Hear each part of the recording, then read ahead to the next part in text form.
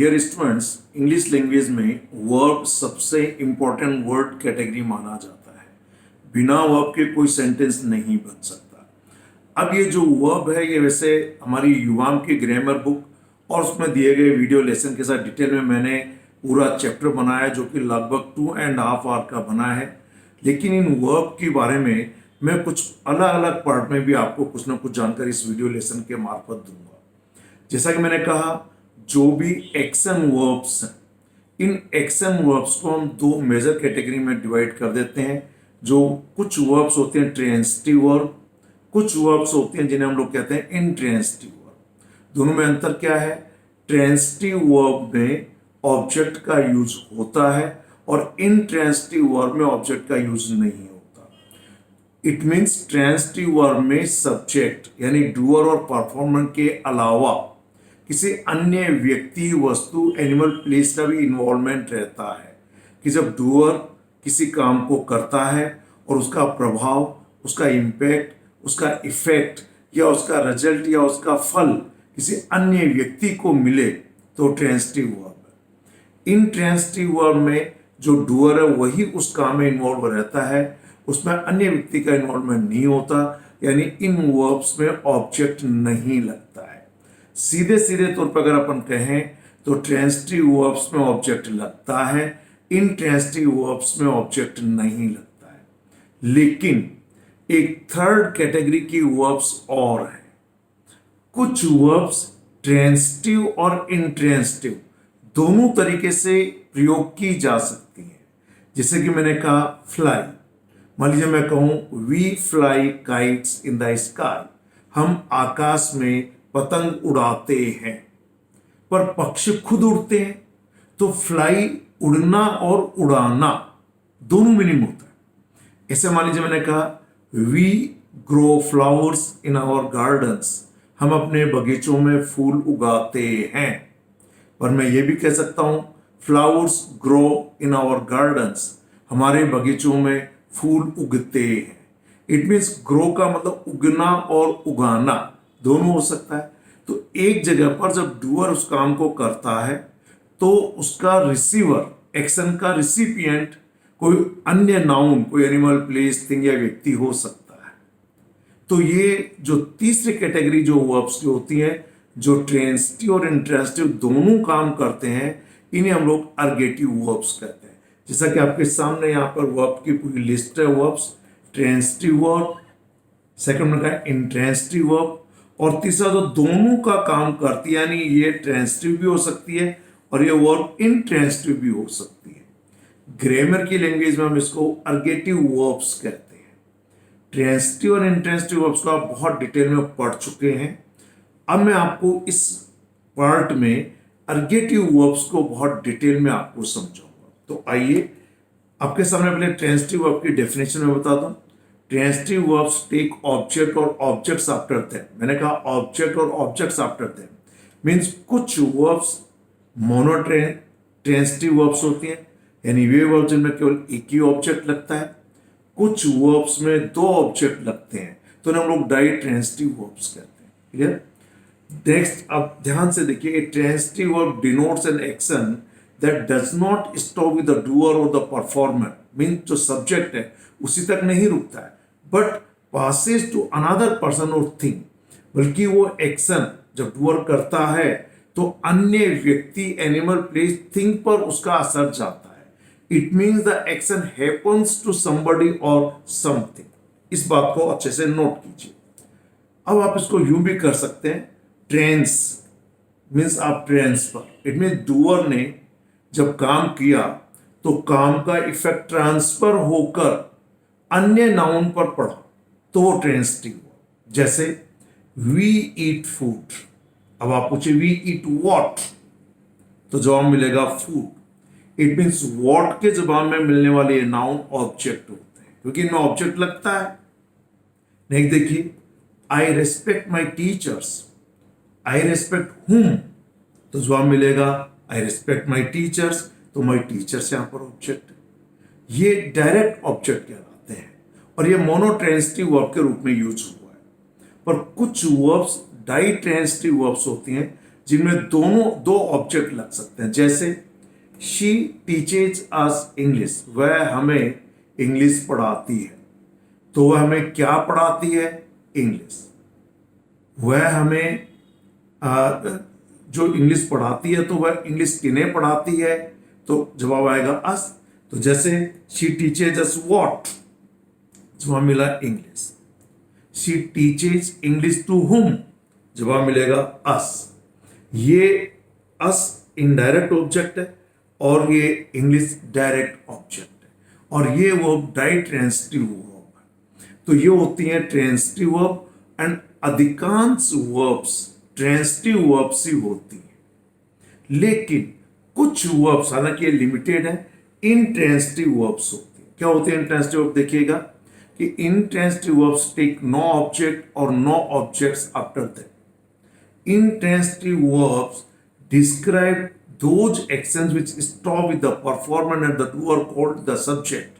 कि जब doer या subject उस काम को करता है तो काम उसी तक रुक जाता है, अन्य व्यक्ति, वस्तु, एनिमल, प्लेस तक वो काम ट्रांसफर नहीं होता। सो intransitive verb describe those actions which stop with the performer and doer called the subject and do not pass over to any other person or thing। किसी अन्य व्यक्ति या थिंग पर पास नहीं होता है। द परफॉर्मर और the doer itself is the recipient of the fruits of the action, कि काम का फल पाने वाला होता है। जैसे वी ऑल स्लीप। अब स्लीप ऐसा शब्द, अगर मैं सोता हूं तो मुझे आराम मिलेगा, आप सोते हैं तो आपका आराम मिलेगा। तो ये वी ही इसका रिसीवर है, खुद ने काम किया, खुद को इसका फल मिला। हाँ, इसमें ऑब्जेक्ट तो नहीं लगता, लेकिन एडवर्ब्स लग सकते हैं। ये काम कहाँ होते हैं, कब होते हैं, क्यों होते हैं, कैसे होते हैं। जैसे इसमें मैंने दे दिया वी स्लीप एट नाइट, तो एट नाइट अब ये ऑब्जेक्ट नहीं है, ये एडवर्ब है और ये बताता है कि हम कब सोते हैं। क्लियर? तो इंट्रांजिटिव वर्ब के तुरंत बाद एडवर्ब्स लग सकते हैं कि कोई काम क्यों होता है, कब होता है, कैसे होता है, कहां होता है, जो कि प्रॉपर ऑर्डर में सबसे पहले manner, then place, then time, then purpose या रीजन। नेक्स्ट सेंटेंस देखिए, स्टार्स ट्विंकल, सितारे टिमटिमाते हैं। तो यहां पर स्टार नहीं एक्शन किया, खुद पर ही असर आया। और अगले सेंटेंस में प्लीज दे दिया, stars twinkle in the sky, कि सितारे आकाश में टिमटिमाते हैं। तो इन द स्काई ये एक प्रेपोजिशनल फ्रेज है और ये एडवर्ब ऑफ प्लेस बता रहा है कि सितारे कहां टिमटिमाते हैं, आकाश में। तो ये भी एडवर्ब्स कहलाते हैं, एडवर्ब। ये स्काई या ऑब्जेक्ट नहीं है। नो डाउट हम ये कह सकते हैं कि इस प्रेपोजिशनल फ्रेज में ये स्काई इस प्रेपोजिशन का ऑब्जेक्ट है, पर इस वर्ब का ऑब्जेक्ट नहीं है। नाइट नो डाउट नाउन है, स्काई भी नाउन है, पर सभी नाउन ऑब्जेक्ट हों या सब्जेक्ट हो ऐसा नहीं है। क्लियर? इस कॉन्सेप्ट का बहुत क्लियरली समझें। ट्रांजिटिव और इंट्रांजिटिव वर्ब को डिटेल में समझने के लिए जो सेपरेट मैंने एक चैप्टर बनाया है, जिसका कि लिंक यहां पर दिया गया है, आप उनको अलग से डिटेल में जाके समझ सकते हैं। इस वीडियो लेसन का मेन पर्पस था कि हम ऐसी वर्ब्स जो ट्रांजिटिव और इंट्रांजिटिव दोनों होती हैं, जिन्हें ग्रामर में हम लोग बोलते हैं अर्गेटिव वर्ब्स। अधिकांश स्टूडेंट्स ने इस शब्द को नहीं सुना होगा, लेकिन इसमें वो वर्ब्स आती हैं जो ट्रांजिटिव और इंट्रांजिटिव दोनों तरीके से प्रयोग हो सकती हैं। It means these verbs can be used in both A transitive and intransitive way with the same meaning. Even there is no change in the meaning, and the same verb can be used in transitive way as well as intransitive way. जैसे पहले आप सबसे पहले देखिएगा एक sentence है, birds are flying in the sky. तो यहां पर बर्ड्स आकाश में उड़ रहे हैं, खुद उड़ रहे हैं, intransitive verb. We are flying kites, so we are flying what, तो जो बोला काइट्स, तो ये ट्रांजिटिव वर्ब और ये इंट्रांजिटिव वर्ब। क्लियर? अधिकांश वर्ब्स में जब ट्रांजिटिव वर्ब्स के रूप में यूज करें तो जो ऑब्जेक्ट होता है, यदि आप उसी ऑब्जेक्ट को सब्जेक्ट बना दें तो ऑब्जेक्ट और सब्जेक्ट दोनों आप अलग अलग सेंटेंस में दोनों को यूज कर सकते हैं तो भी मीनिंग नहीं बदलता। जैसे आई grew plants in my garden, मैंने अपने गार्डन में प्लांट्स उगाए। अब देखिए आई ग्रू ये ट्रांजिटिव वर्ब के रूप में यूज हुआ है और ये plants object. I grew what, क्या उगाए मैंने अपने गार्डन में, तो जवाब मिलेगा प्लांट्स। अब मैंने इन्हीं प्लांट्स को सब्जेक्ट बना दिया। देखिए plants grew in my garden, plants मेरे बगीचे में उग गए। तो यहां पर तो उगाए गए या उग गए, तो जो ट्रांजिटिव वर्ब का या ग्रो का ऑब्जेक्ट है वही ऑब्जेक्ट प्लांट इस इंट्रांजिटिव वर्ब का सब्जेक्ट है। एग्जैक्टली ये अर्गेटिव वर्ब्स यही कहलाती है कि जब कोई वर्ब यदि वो ट्रांजिटिव वर्ब के रूप में यूज हो तो जो उसका ऑब्जेक्ट है इंट्रांजिटिव वर्ब में वही ऑब्जेक्ट सब्जेक्ट बन जाता है। इसके बावजूद भी सेंटेंस उस वर्ब का मीनिंग नहीं बदलता। सेंटेंस का मीनिंग तो थोड़ा बदल गया और उस वर्ब का मीनिंग नहीं बदला, सेम मीनिंग है। तो उगना और उगाना। क्लियर? नेक्स्ट आ जाइए, ही ओपन द डोर, उसने दरवाजा खोला। तो यहां इस ओपन का ऑब्जेक्ट क्या है? The door. He open what, तो जवाब मिलेगा डोर। अब नेक्स्ट ने लिखा द डोर ओपन, तो इस ट्रांजिटिव वर्ब का जो ऑब्जेक्ट है द डोर, इस सेकंड सेंटेंस का यही डोर सब्जेक्ट बन गया, दरवाजा खुल गया। क्लियर? अब यह हो गया खुलना और खोलना। और नेक्स्ट देखिए फोर्थ नंबर पे, we have changed the system. We have changed what, तो आपको ऑब्जेक्ट के रूप में जवाब मिला द सिस्टम, हमने सिस्टम को बदल दिया है। अगला सेंटेंस देखिए, द सिस्टम को सब्जेक्ट बना दिया, the system has changed, system बदल गया। तो अब यहां पर जो मीनिंग है वो सेम। इन वर्ब्स को अर्गेटिव वर्ब्स कहते हैं। अब मैं आपको यहां पर एक कैटेगरी वर्ब्स की और बता रहा हूं, इसको ध्यान से देखिएगा, बहुत ही इंपॉर्टेंट कैटेगरी है जो सेपरेट वीडियोस में मैंने इन वर्ब्स को कॉजेटिव वर्ब के रूप में दिया है। और positive verbs generally schools and colleges में नहीं पढ़ाया जाता है। आप इन पूरे वर्ब्स को हमारे पॉजिटिव वर्ब्स के चैप्टर में जाकर देख सकते हैं। वर्ब्स के अलग अलग वीडियोस मैंने बनाए हैं, उन्हें देख सकते हैं, या जो ग्रामर का कंप्लीट जो वीडियो आप उसे देख सकते हैं। क्या होता है पॉजिटिव वर्ब्स? मान लीजिए आपने यहां पर कहा ग्रो। ग्रो का मतलब उगना और उगाना दोनों होता है। आई ग्रू प्लांट्स या we grow plants in rainy season, हम रेनी सीजन में प्लांट्स उगाते हैं। तो यहां इसका मीनिंग है उगाना, ध्यान से समझिए। We grow plants in rainy season, मैंने इसी सेंटेंस को कहा plants grow in rainy season, plants rainy season में उगते हैं। तो यहां इसका मीनिंग हो गया उगना। अब मान लीजिए मैं कहूं मैं मजदूरों से पौधे उगवाता हूं। Now this is the third category of the verbs, उगवाना। लुक एट दिस वर्ब, मैं मजदूरों से पौधे उगवाता हूं। उगाता नहीं और नहीं अपने आप उगते, उगवाता हूं।